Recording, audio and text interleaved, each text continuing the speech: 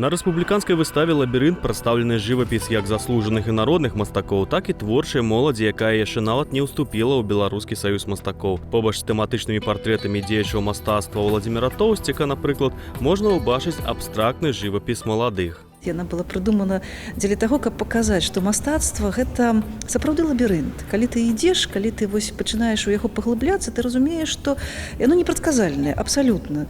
Здаецца, як бы мэтры павінны былі быць класічнымі, а яны раптам аказваюцца, што яны ўжо зусім і не такія класічныя ў сваёй тэхналогіі, тэхніцы і ў выяўленні.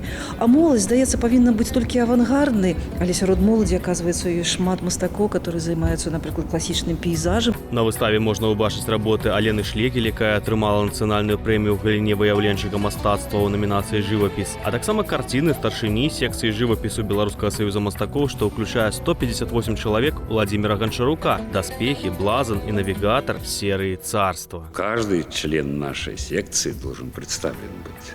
Можно сказать, что вот несовременное или современное, не актуальное или актуальное. Знаете, человек живет, трудится, он уже актуален.